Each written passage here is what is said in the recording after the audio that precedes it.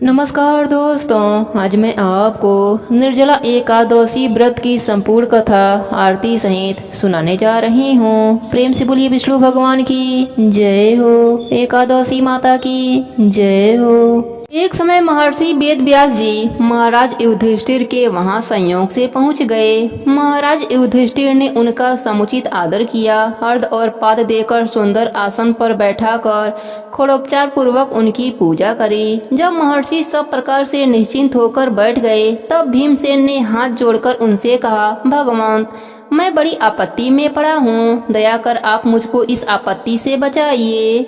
भीमसेन के ऐसे वचन सुन महर्षि व्यास हंसते हुए पूछा, क्या बात है भीम, निसंकोच होकर कहो। भीम ने कहा, प्रभु, महाराज युधिष्ठिर, धनुर्धारी अर्जुन, विचारवान सहदेव और बहादुर नकुल एवं सौभाग्यवती महारानी द्रौपदी इत्यादि सभी लोग एकादशी का व्रत करते हैं और मुझे भी विवश करते हैं कि तुम भी एकादशी का व्रत करो।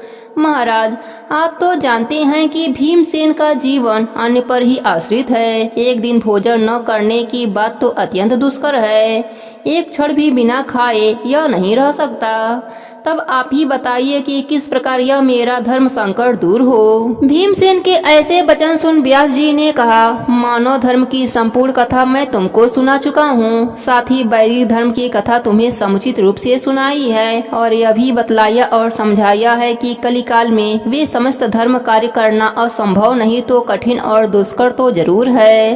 अस्तु, मानव जीवन के कल्याण के निमित्त मास मास की कृष्ण पक्ष एवं शुक्ल पक्ष की एकादशियों का व्रत अवश्य करना चाहिए। बिना इन व्रतों को धारण किए प्राणी मात्र का कल्याण नहीं हो सकता। महर्षि व्यास के ऐसे वचन सुन भीमसेन अपनी धर्म वीरता के कारण वेद के समान कांपने लगे और अत्यंत ही भयभीत होकर बोले, प्रभु, यह तो ठीक है, परंतु व्रत का रखना और भूखा रहना तो मुझे मृत्यु से भी बढ़कर है, सो भी हर महीने में 2 बार वासुदेव वासुदेव। हे भगवान, अब आप कोई ऐसा व्रत बतलाइए कि जिसमें ज्यों त्यों कर एक दिन भूखा रहकर ही मैं पापों से मुक्त हो जाऊं। भीमसेन के ऐसे वचन सुन महर्षि वेद व्यास ने कहा, अच्छी बात है, मैं तुम्हें व्रत बताता हूँ, उसको करो। इस एक ही व्रत का पुण्य फल मास मास की समस्त एकादशियों से बढ़कर होगा। महर्षि के ऐसे वचन सुन भीमसेन प्रसन्न हो गए और हाथ जोड़कर कहा, प्रभु, कहिए और शीघ्र कहिए कि वह कौन सा व्रत है। महर्षि ने कहा, वह व्रत ज्येष्ठ मास के शुक्ल पक्ष की निर्जला एकादशी का है। तुम श्रद्धा भक्ति सहित दशमी को सोते समय भगवान को प्रणाम कर उनकी मानसिक पूजा करो और हाथ जोड़कर अपने मन में इस प्रकार संकल्प करो कि प्रभु, कल मैं ज्येष्ठ मास के शुक्ल पक्ष की निर्जला एकादशी का व्रत करूंगा, मुझे शक्ति दो कि मैं अपने व्रत को पूर्ण कर सकूं।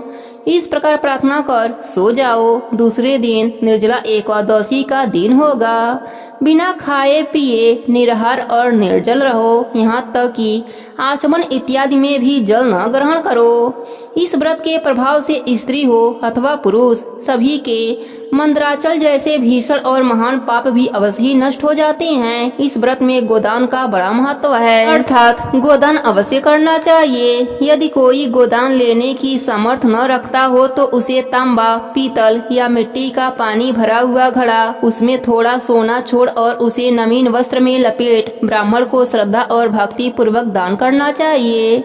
इस प्रकार जल दान देने एवं स्वयं व्रत समाप्ति तक जल न ग्रहण करने वाले प्राणियों को एक एक क्षण में कोटि कोटि गोदान देने का फल प्राप्त होता है। उस दिन यह कार्य अर्थात यज्ञ, दान एवं जप आदि कार्य करने वाले को अच्छे फल की प्राप्ति होती है। इस प्रकार श्री कृष्ण जी ने स्वयं कहा है। अतः फिर दूसरा पुण्य कार्य करने की आवश्यकता क्या है। विष्णु लोक की प्राप्ति इसी निर्जला व्रत के ही द्वारा हो सकती है। इस दिन फलाहार करना चाहिए। अन्न खाने वाले की अनेकों प्रकार की दुर्दशा होती है और वे चंडाल स्वरूप समझे जाते हैं। इस व्रत के प्रभाव से चोर, गुरुद्वेषी एवं हर प्रकार के पापियों का उद्धार हो जाता है। श्रद्धालु स्त्री एवं पुरुषों के विशेष कर्तव्य हैं। शेष शैया पर स्थिर श्री विष्णु भगवान की भक्ति पूर्वक पूजा एवं धेनु दान तथा ब्राह्मणों को मिष्ठान का भोजन करा दक्षिणा देकर संतुष्ट करना चाहिए। निर्जला व्रत रखने वालों को गौ, वस्त्र, छत्र, सैया, कमंडलू आदि वस्तुओं का प्रेम पूर्वक भक्ति सहित दान करना चाहिए। उपाना दान करने से स्वर्ग गमन के हेतु स्वर्ण भूषण रथ प्राप्त होता है और जो इसको भक्ति पूर्वक श्रवण करके तथा कीर्तन इत्यादि करके रात्रि जागरण करते हैं वे मनुष्य बिना विघ्न स्वर्ग लोक प्राप्त करते हैं। जो भी मनुष्य इस कथा को कहते या सुनते हैं वह विष्णु लोक में उच्च स्थान को प्राप्त करते हैं। प्रेम से बोलिए विष्णु भगवान की जय हो, एकादशी माता की जय हो। बहुत पुरानी बात है। एक नगर में एक सेठ रहता था। वह अपने शादी के बाद नए वस्त्र पहनकर अपने पत्नी को लाने पहली बार ससुराल जा रहा था। रास्ते में उसने एक गाय को तालाब की ओर जाते देखा। वह गाय पानी पीने के लिए तालाब में उतर तो गई, लेकिन कीचड़ होने के वजह से वह तालाब से बाहर नहीं निकल पा रही थी। गाय ने उस आदमी को वहां से गुजरते हुए देखा तो उसने उससे मदद के लिए कहा, लेकिन सेठ ने कहा कि मैं नया वस्त्र पहना हूँ और मैं अपने ससुराल जा रहा हूँ। अगर मैं तुम्हारी मदद करूँगा तो मेरे कपड़े गंदे हो जाएंगे। गाय माता उदास हो गईं और वह कीचड़ में धंसती जा रही थीं। गाय ने उस सेठ को श्राप दे दिया कि अब से 8 पहर बाद तू गधा बन जाएगा। अब वह सेठ डर गया और गाय से अपने भूल के लिए क्षमा मांगने लगा, लेकिन तब तक गाय पूरी तरह पानी में डूब चुकी थी। वह सेठ पछताता हुआ उदास मन से अपने ससुराल पहुंचा। जाते ही उसने अपने पत्नी को ले जाने की रट लगा दी। सभी ने उसे बहुत आग्रह किया कि अभी तो तुम आए हो, कम से कम एक रात यहाँ रुक जाओ, लेकिन वह रुकने के लिए तैयार न हुआ। तब उसकी पत्नी ने कहा कि जब सभी लोग इतना कह रहे हैं तो आप एक दिन के लिए क्यों नहीं रुक जाते। तब उसने अपने पत्नी को गाय के श्राप वाली बात बताई। उसकी पत्नी उसी वक्त अपने मायके से विदाई लेकर पति के साथ चल पड़ी। 8 पहर बाद वह आदमी गधा बन गया और पूरा दिन घर में पड़ा रहता। कुछ दिनों के बाद घर में खाने पीने के लाले पड़ गए। तब उसने अपने पत्नी से कहा कि मुझे लेकर बाहर मजदूरी करो। तब उसकी पत्नी उसे लेकर बाहर गई और नगर के राजा के वहाँ मजदूरी का काम करने लगी। उसे वहाँ बोझ उठाते देख लोगों ने कहा कि तुम्हारे पास तो गधा है, फिर तुम बोझ क्यों उठा रही हो। परंतु उसने कोई भी उत्तर नहीं दिया और अपना काम करती रही। दूर से यह सब राजा भी देख रहा था। उसने भी उसे यही कहा कि तुम्हारे पास गधा है, फिर तुम बोझ क्यों उठा रही हो। तब उसने राजा से कहा कि यह गधा नहीं है, यह मेरे पति हैं। उसने गाय के श्राप वाली पूरी बात राजा को बताई। राजा अपने नगर में विद्वानों और पंडितों को बुलाकर इसका उपाय पूछा।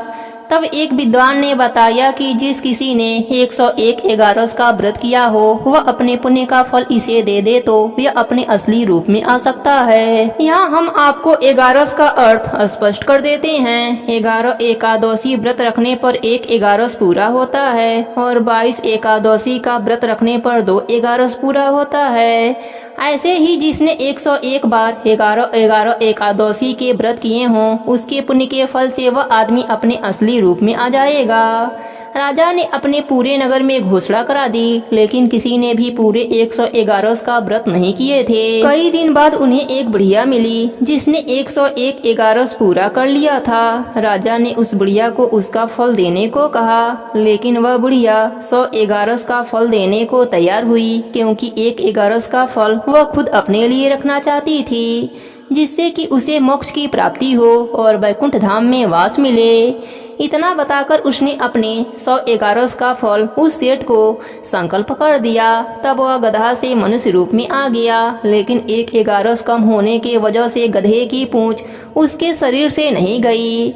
एगारस की यह महिमा देखकर वह पति पत्नी एगारस व्रत करने का निर्णय लिया। वह पति पत्नी मिलकर एगारस का व्रत करने लगे।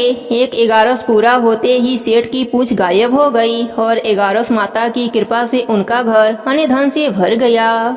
हे एगारस माता, जैसे आपने सेठ पर अपनी कृपा करी वैसे ही अपने सभी भक्तों पर अपनी कृपा बनाए रखना। कहानी अधूरी हो तो पूरी करना, पूरी हो तो मान रखना, सबके व्रत को पूर्ण करना। प्रेम से बोलिए एगारस माता की जय हो, विष्णु भगवान की जय हो। बहुत पुरानी बात है। एक गांव में हरिया नाम का व्यक्ति अपने पत्नी पुष्पा के साथ रहता था। हरिया के पास गांव में कुछ जमीनें थीं जिस पर वह खेती करके गुजर बसर करता था। एक बार गांव में बारिश नहीं हुई, सारे खेत सूख गए। इस बात से परेशान होकर हरिया की तबीयत खराब रहने लगी। तब पुष्पा ने गांव के एक बुढ़िया अम्मा को अपनी परेशानी बताई। तब उन्होंने कहा, तुम इस बार निर्जला एकादशी का व्रत रखो। इस दिन पानी नहीं पीना चाहिए। इस व्रत के फल से तुम्हारे सारे पाप नष्ट हो जाएंगे। तुम्हें अन्य धन की प्राप्ति होगी, साथ ही अमर सुहाग मिलेगा। तुम्हारी सारी परेशानियों का अंत भी हो जाएगा। निर्जला एकादशी व्रत आने में अभी 1 महीना बाकी था। घर पर कुछ खाने को नहीं था। इसी समस्या में पुष्पा गांव में जाकर मजदूरी का काम करने लगी, जिससे गुजारा हो सके। इधर चिंता के कारण हरिया की तबीयत दिन प्रतिदिन खराब होती जा रही थी। इसी बीच एकादशी का व्रत आ गया। पुष्पा ने सुबह जल्दी उठकर घर का सारा काम किया। स्नान आदि करके विष्णु भगवान का पूजन किया। एकादशी माता का पूजन किया, कथा कहानी सुनी। उसके बाद वह मजदूरी करने चली गई। उस दिन गर्मी व धूप ज्यादा थी। काम करते करते दोपहर तक उसकी तबीयत खराब होने लगी। धूप में मेहनत का काम, साथ ही निर्जला व्रत होने के कारण उसे चक्कर आ गए और वह बेहोश होकर जमीन पर गिर पड़ी। उसके साथ काम करने वालों ने उसे उठाकर छाया में लेटाया, पानी के छींटे मारे, पर उसे होश नहीं आया। उसके बाद कुछ औरतों ने उसे पानी पिलाया, जिसके कुछ देर बाद उसे होश आ गया, पर उसका व्रत टूट चुका था। वह रोने लगी। वह दुखी मन से घर वापस आ गई। हरिया के लिए उसने खाना पकाया, पर वह खुद भूखी ही रही। उसे दुख था कि निर्जला एकादशी का व्रत अब अगले साल ही आएगा। वह विष्णु भगवान से और एकादशी माता से क्षमा मांगकर सो गई। रात में सपने में विष्णु भगवान उसे दर्शन दिए और बोले, बेटी, तुम्हारा व्रत पूरा हो गया। भगवान तो भाव देखते हैं, व्रत पूरा हो या अधूरा हो। सच्चे मन से भगवान में विश्वास रखना चाहिए। आज से तुम्हारे सारे कष्ट मिट जाएंगे। इतना कहकर भगवान अंतर ध्यान हो गए। सुबह जब वह सोकर उठी तो हरिया की तबीयत ठीक हो गई थी। उसके घर में अनाज, धन आदि के ढेर लगे हुए थे। हरिया ने खेत में जाकर देखा तो सूखी फसल भी बिना पानी के लहरा रही थी। इस प्रकार निर्जला एकादशी का व्रत करने से सारे पाप नष्ट हो जाते हैं, सुख समृद्धि का वरदान मिलता है। हे विष्णु भगवान, हे एकादशी माता, जैसी कृपा आपने पति पत्नी पर करी, वैसे ही कृपा आप अपने सभी भक्तों पर करना। कहानी अधूरी हो तो पूरी करना, पूरी हो तो मान रखना, सबके व्रत को पूर्ण करना। प्रेम से बोलिए एकादशी माता की जय हो, विष्णु भगवान की जय हो। एक बार एक बुढ़िया माई ने 11 का व्रत रखा। बड़े ही भक्ति भाव से पूजा अर्चना करी। उन्हें वृद्धा अवस्था में क्या बाधा थी, वह तो अपने पुत्र पौत्रों की सुख सुविधा के लिए व्रत रखा था। वह दिन भर तो मन को कठोर करके अपनी प्यास को रोके रहीं और दिन में ब्राह्मणों को मिट्टी के पात्र में भरकर पानी और ऋतुफल दान दिया। दोना भर के चीनी और दही वितरण किया। उन्हें गर्मी के कारण बहुत बेचैनी हो रही थी। इस कारण वह बहुत देर तक पानी में पड़ी रहीं, मुंह धोती रहीं। तब कहीं थोड़ा बहुत धैर्य बंध पाया। धूप तो तेज पड़ ही रही थी। इस कारण बार बार मुख सूख रहा था। बहुत बेचैनी हो रही थी। एक तो बुढ़ापा और दूसरा यह भयंकर गर्मी। वृद्धा अवस्था में स्थिति तो कुछ दूसरे ही प्रकार की होती है। जैसे तैसे हाथ पैर धो करके दिन कट पाया। अब पहाड़ सी रात सामने थी। उनका कटना बड़ा ही कठिन दिखाई दे रहा था। खटिया पर पड़े पड़े शांति नहीं मिल रही थी। वे बार बार करवट बदल रही थीं। अनेक बार वह बाहर जाती और भीतर आती। उन्हें घर के अंदर शांति नहीं मिल रही थी। वे खटिया पर पड़ी पड़ी 11 माता का अवस्मरण करती रहीं। वे कहती रहीं, हे माता, आप मेरी लाज रखना, आप मुझे शक्ति देना, जिससे मैं यह व्रत पूर्ण कर सकूं और यह पहाड़ सी रात शांति पूर्वक व्यतीत हो सके। प्यास के कारण बुढ़िया माई की बेचैनी बढ़ती ही जा रही थी। उन्होंने धैर्य रखने का बहुत प्रयास किया, किंतु सहनशीलता की सीमा टूट गई और वह घबराकर एकदम चिल्ला उठी। बोली कि बचाओ बचाओ। अम्मा का चिल्लाना सुनकर परिवार भर के नर नारी बच्चे अड़ोसी पड़ोसी एकत्रित होकर बुढ़िया अम्मा के खटिया के समीप पहुंच गए। सबने पूछा कि अम्मा आपको क्या हुआ, आप क्यों चिल्ला रही हैं, आप इस वृद्ध अवस्था में यह कठिन व्रत क्यों करती हैं। अम्मा जी, शक्ति से ही भक्ति होती है। थोड़ी देर में वह फिर बोली, मेरे प्राण निकल रहे हैं, मेरे छाती पर ठंडे पानी का घड़ा रख दो। अब नातियों ने दादी के छाती पर ठंडे पानी का पात्र रख दिया। तब उन्हें थोड़ा बहुत आराम मिला और थोड़ी देर के लिए उन्होंने अपनी आंखें बंद कर ली। अब 11 माता ने सोचा, यह बुढ़िया अम्मा बहुत ही कठोर हैं, जरा जाकर उनकी परीक्षा लेनी चाहिए। वे आधी रात को मुर्गा बनकर टेर लगाने लगीं। मुर्गा की आवाज सुनकर दादी जल्दी से उठी और बाहर जाकर आसमान की ओर देखा, किंतु आसमान में कहीं उन्हें प्रातःकालीन तारा नजर नहीं आया। वे सोचने लगी, यह मुर्गा क्यों और कैसे बोल गया। उन्हें प्यास तो लगी रही थी, थोड़ा बहुत उनका मन भी विचलित हो गया। अंत में उन्होंने दृढ़ निश्चय कर लिया कि मैं व्रत को पूर्ण करके ही छोड़ूंगी, चाहे भले ही मेरे प्राण क्यों न निकल जाएं। यह सोचकर फिर खटिया पर शिथिल होकर लेट गईं। थोड़ी देर में 11 माता ने उनका फिर से परीक्षा लेनी चाहिए। एक छोटी सी बालिका एक गिलास में शरबत लेकर उनके सिरहाने आकर खड़ी हो गई और जोर से बोली, दादी जी, सवेरा हो गया है, आप हाथ मुंह धोकर शरबत को पी लीजिए। पहले तो शरबत का गिलास देखकर उनका मन मचल उठा, किंतु अचानक व्रत का स्मरण हो आया और उन्होंने सोचा कि मैं किसी भी प्रकार से अभी शरबत नहीं पी सकती हूँ, और वे शांति पूर्वक अपने खटिया पर लेट गईं। फिर थोड़ी ही देर में उन्हें ऐसा लगा जैसे किसी ने उन्हें पानी के कुएं में पलट दिया हो। वे बड़ी देर तक हाथ पैर चलाती रहें, किंतु उन्होंने अपने मुंह में एक बूंद भी पानी जाने नहीं दिया। वे दृढ़ता पूर्वक अपना व्रत पालन करती रहें। थोड़ी देर में न जाने कहां से सामने आग जलने लगी, जिससे भारी गर्मी बढ़ने लगी। प्यास के कारण प्राण निकलने लगे, किंतु बुढ़िया माई का कुछ भी बिगड़ नहीं पाया। वे जहां की तहां मुस्कुराती हुई बैठी रहीं। थोड़ी ही देर में बाहर प्रकाश दिखाई देने लगा, ऐसा लगा जैसे सवेरा हो गया हो। बुढ़िया माई ने जब बाहर निकलकर देखा तो समझ गईं, अभी सवेरा होने में 3-4 घंटे की देरी है। यह जानकर भी वह शांति पूर्वक इधर उधर घूमने लगीं। फिर 11 माता यह बात अच्छी तरह से समझ गईं कि यह बुढ़िया किसी भी प्रकार से अपने व्रत से टस से मस नहीं हो सकती है। वे उनके सत्य व्रत को अच्छी तरह से समझ गई थीं। अब सवेरा होते ही बुढ़िया अम्मा ने स्नान किया, विष्णु भगवान की पूजा पाठ करी, 11 माता की कथा सुनी, ब्राह्मणों को दक्षिणा देकर भोजन कराया। तब कहीं उन्होंने व्रत का पारण करके जल ग्रहण किया। उस श्रेष्ठ व्रत के प्रभाव से बुढ़िया अम्मा की आयु में वृद्धि हो गई। उनका घर परिवार हरा भरा हो गया। अब उनको अभाव न रहा। वे हर तरह से सुख साधनों से संपन्न हो गयीं। नाती नातिन से उनका घर भर गया और वे उसी दिन से 12 महीनों की एकादशियों का व्रत करने लगीं।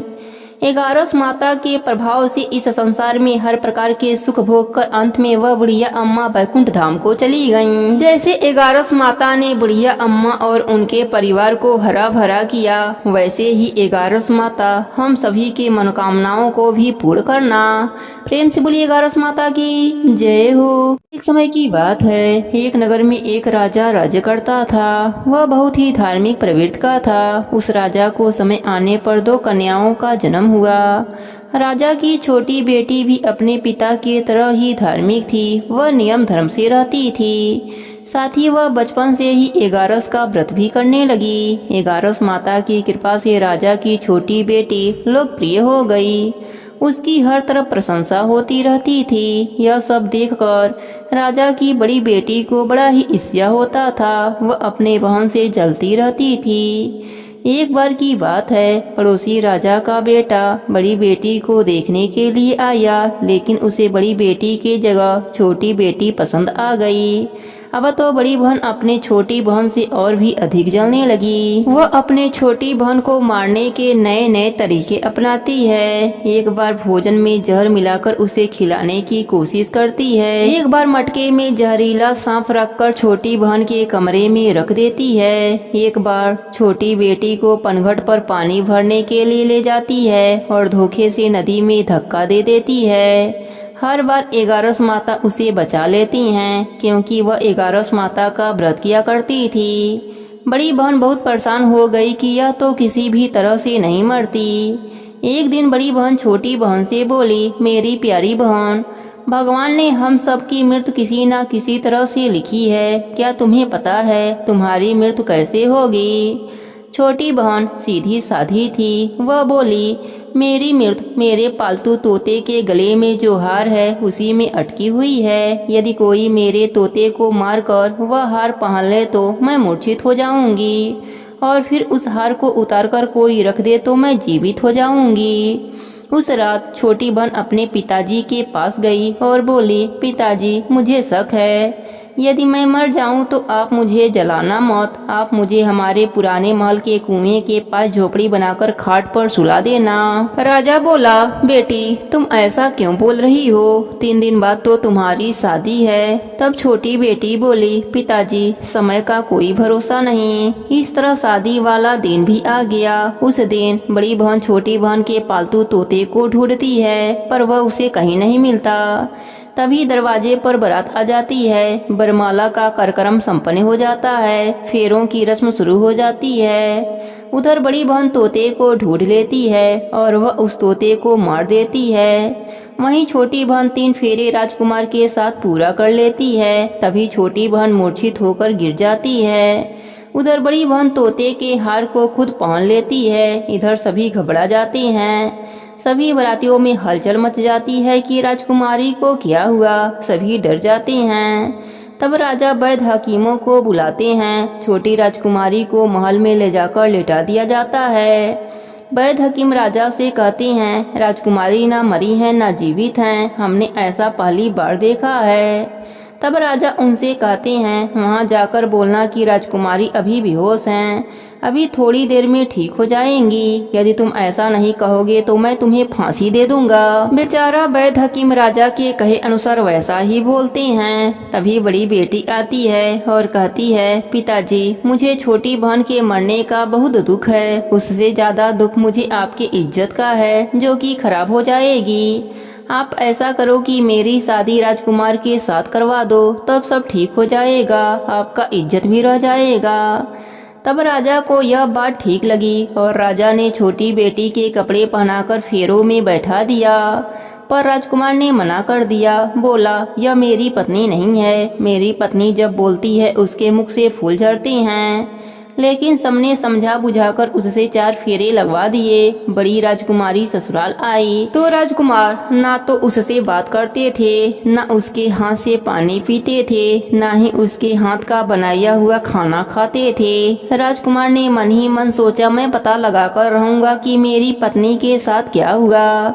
एक दिन राजकुमार दुखी होकर घोड़े पर बैठकर जा रहे थे कि घोड़ा वहीं जाकर रुका जहां राजकुमारी की अधमरी लाश रखी गई थी। राजकुमार मन ही मन सोचने लगा कि घोड़ा यहाँ किस कारण से रुका है। कोई तो वजह जरूर होगा जो कि घोड़ा यहाँ रुक गया है। राजकुमार घोड़े से उतरकर पुराने महल में गए। वहाँ एक चौकीदार था। राजकुमार ने पूछा, यह महल किसका है? तब चौकीदार ने बताया कि यह महल आपके ससुर जी का है। वहाँ खाट पर कौन सो रहा है? राजकुमार ने चौकीदार से पूछा। तब चौकीदार कहने लगा कि यह राजा की छोटी बेटी है जो शादी वाले दिन अधमरी हो गई थी। तब राजकुमार ने कहा, यह तो मेरी पत्नी है, इनके साथ मेरे फेरे हुए थे। राजकुमार ने चौकीदार से कहा, तुम किसी से कुछ मत कहना कि मैं यहाँ हूँ, मैं तुम्हें मुँह मांगी रकम दूंगा। चौकीदार ने हाँ कह दिया। राजकुमार खाट के पास गया और बचे हुए फेरे खाट के साथ ले लिया। राजकुमार उस दिन वहीं पर रहा। छोटी रानी रात को खड़ी हो गई। उसने अपने पास अपने पति को देखा तो वह बहुत रोई। राजकुमार ने पूछा, बड़ी अजीब बात है, तुम शादी वाले दिन मूर्छित कैसे हो गई थी? तुम्हारे पिता ने मेरी शादी तुम्हारी बड़ी बहन से करवा दिया, पर मैंने उसे स्वीकार ही नहीं किया है।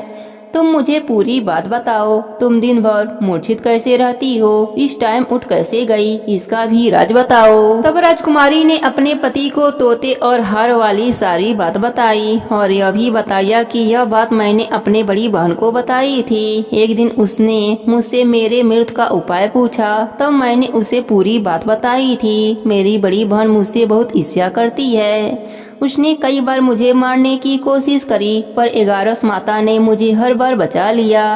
यह सब मेरी बड़ी बहन ने किया है। तोते के गले में जो हार था वह मेरी बहन दिन में पहन लेती है और रात को उतार देती है, इसलिए मैं दिन में मूर्छित रहती हूँ और रात को जीवित हो जाती हूँ। यदि वह हार मुझे वापस मिल जाए तो मैं हमेशा के लिए जीवित हो जाऊंगी। इतना सुनकर सुबह होते ही गुस्से से राजकुमार अपने महल गया और बड़ी बहन के गले से हार निकाल कर लाया और अपने पत्नी को पहना दिया। उसकी पत्नी जीवित हो गई। फिर उसे लेकर महल गया और उसकी बड़ी बहन को महल से निकल जाने के लिए कहने लगा। बड़ी बहन रोने लगी और रोते रोते बोली, हे छोटी बहन, तुम्हें क्यों हर खुशी भगवान दे देते हैं और मुझे क्यों दुख देते हैं, इसका रहस्य बताओ। तब छोटी बेटी बोली, तुम्हारे मन में लालच रहता है, इस कारण तुम्हें दुख मिलता है और मैं सबका कल्याण चाहती हूँ। साथ ही 11 का व्रत भी करती हूँ, इसलिए कल भी मेरा कुछ नहीं बिगड़ सकता। यह सब 11 माता की महिमा है।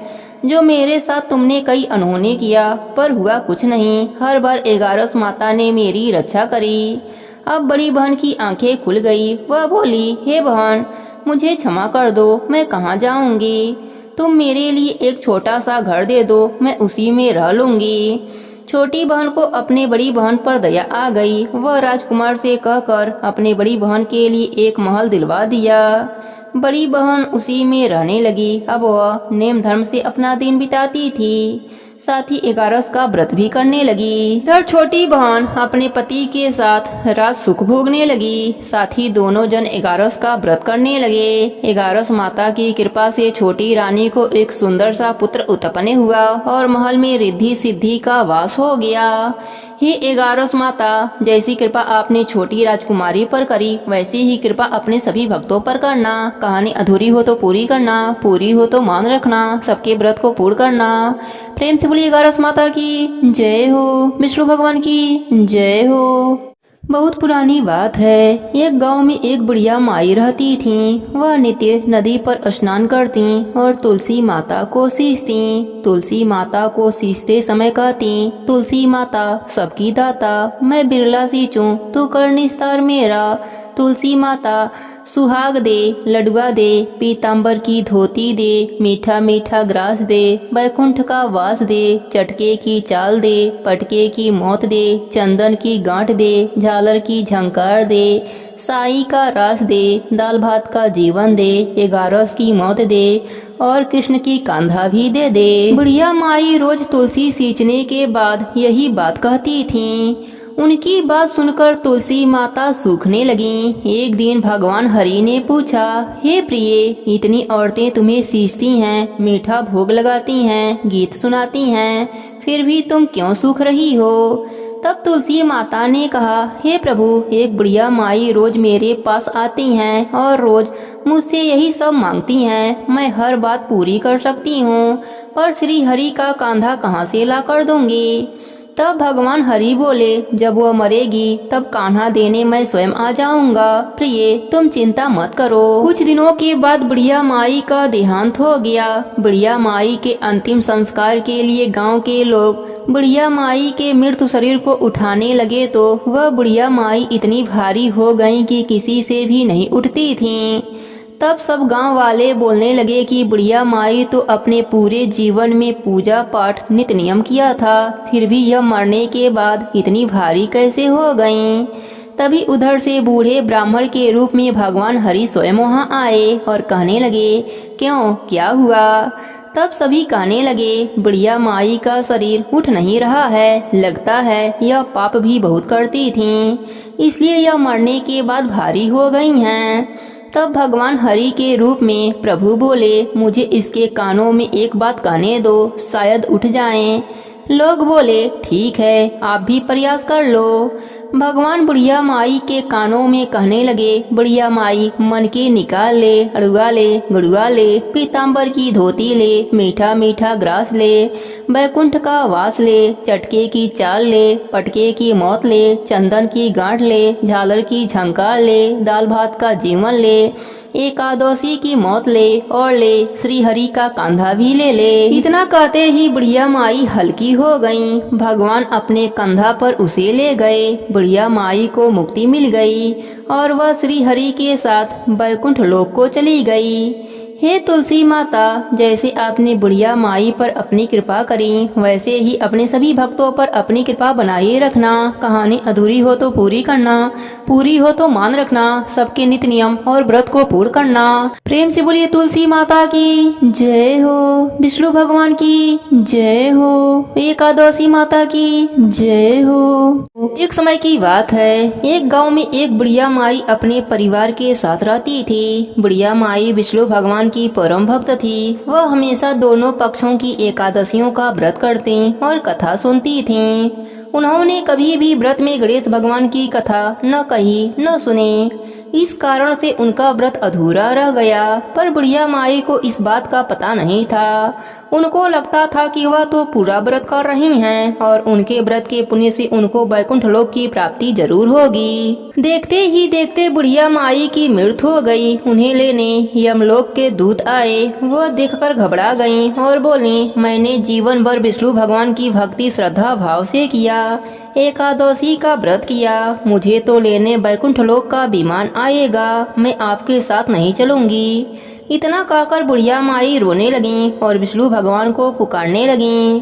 विष्णु भगवान गरुड़ पर सवार होकर बुढ़िया माई के पास आए और बोले, बुढ़िया माई, तूने तो पूरी श्रद्धा से व्रत किया, पर तुमने व्रत में कभी भी गणेश भगवान की कथा न कही न सुनी। इसी कारण तेरा व्रत अधूरा है। बुढ़िया माई विष्णु भगवान से जीवन दान मांगने लगी ताकि वह एकादशी का व्रत करके उसका पूरा पुण्य प्राप्त कर सके। इस प्रकार बुढ़िया माई को विष्णु भगवान ने 2 साल के लिए फिर जीवित कर दिया। अब बुढ़िया माई जीवित होते ही गणेश भगवान का नित्य नियम करना चालू कर दिया। एकादशी का व्रत करती तो एकादशी व्रत की कथा सुनती और अंत में गणेश भगवान की कथा सुनने लगी। इस प्रकार 2 साल में 4 11 बुढ़िया माई ने पूरा कर लिया। गणेश भगवान की कृपा से एकादशी व्रत का पूरा पुण्य बुढ़िया माई को प्राप्त हुआ। बुढ़िया माई की तपस्या से गणेश भगवान प्रसन्न हुए और बुढ़िया माई के सामने प्रकट होकर बोले, बुढ़िया माई, तुमने मेरे नित्य नियम के साथ ही व्रत में श्रद्धा पूर्वक कथा सुनी है, इसलिए मैं तुम पर अत्यंत प्रसन्न हूँ। मैं तुम्हें आशीर्वाद देता हूँ कि जब तक यह पृथ्वी रहेगी तब तक तुम्हारे इस तपस्या का गुणगान लोग करते रहेंगे। साथ ही एकादशी व्रत में तुम्हारी भक्ति की इस कथा को जो भी मनुष्य प्रेम पूर्वक सुनेगा उसको व्रत का संपूर्ण फल प्राप्त होगा। गणेश भगवान बुढ़िया माई पर प्रसन्न होकर बुढ़िया माई का घर अन्य धन से भर दिया। साथ ही रिद्धि सिद्धि का वास करके अंतर ध्यान हो गए। 2 साल बीतने पर बुढ़िया माई की मृत्यु हुई। इस बार उन्हें लेने वैकुंठ लोक का विमान आया। बुढ़िया माई को पूरे मान सम्मान के साथ वैकुंठ लोक ले जाया गया। इस प्रकार गणेश भगवान की कृपा से बुढ़िया माई का घर अन्य धन से भर गया और मरने के बाद वैकुंठ लोक का सुख मिला। हे गणेश जी महाराज, जैसे आपने बुढ़िया माई पर प्रसन्न हुए, बुढ़िया माई के व्रत को पूर्ण किया, उसके घर को अन्य धन से भर दिया, वैसे ही एकादशी व्रत करने वालों को भी पूरा फल देकर उनका घर अन्य धन से भर देना। कहानी अधूरी हो तो पूरी करना, पूरी हो तो मान रखना। प्रेम से बोलिए गणेश भगवान की जय हो, विष्णु भगवान की जय हो, एकादशी माता की जय हो। शुभम करोति कल्याणम आरोग्य धन संपदाम शत्रु बुद्धि विनाशाय दीपम ज्योति नमस्तुते। तमेव माता च पिता तमेव बन्धु च सखा तमेव विद्या द्रविडं तमेव सर्व मम देव देव। प्रेम से बोलिएगा रस माता की जय हो। ओम जय एकादशी, जय एकादशी, जय एकादशी माता। विष्णु पूजा व्रत को धारण कर सकती मुक्ति पाता। तेरे नाम गिनाऊं देवी भक्ति प्रदान करने, गण गौरव की देनी माता शस्त्रों में वर्णी।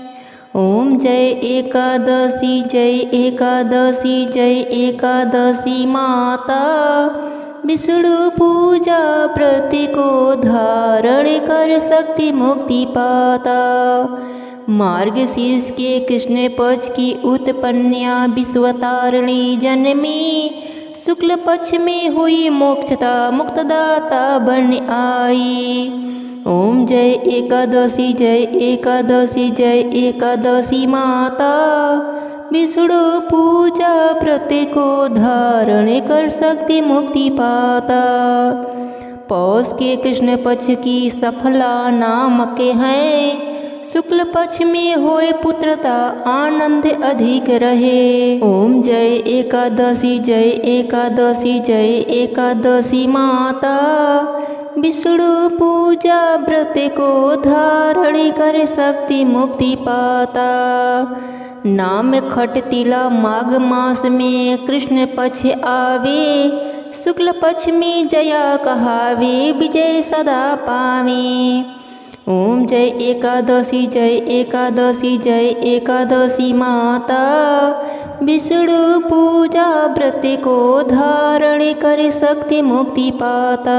विजया फाल्गुन कृष्ण पक्ष में शुक्ला अमल की, पाप मोचनी कृष्ण पक्ष में चैत्र महाबली की। ओम जय एकादशी जय एकादशी जय एकादशी माता, विष्णु पूजा व्रत को धारण कर सकती मुक्ति पाता।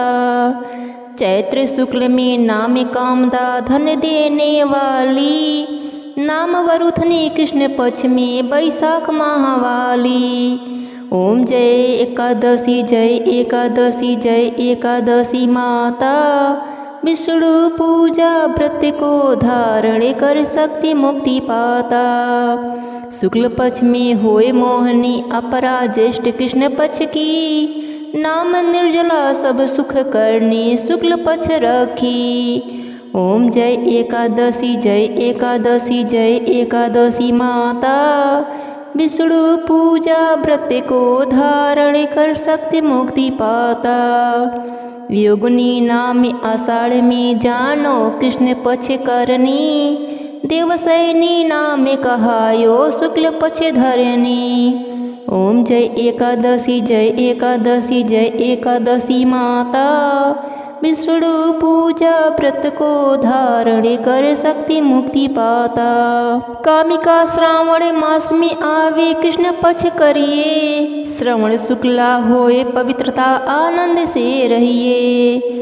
ओम जय एकादशी जय एकादशी जय एकादशी माता, विष्णु पूजा व्रत को धारण कर सकती मुक्ति पाता। अजा भाद्रपद कृष्ण पक्ष की परिवर्तनी शुक्ला, इंद्रा आश्विनी कृष्ण पक्ष में व्रत से भव सागर निकला।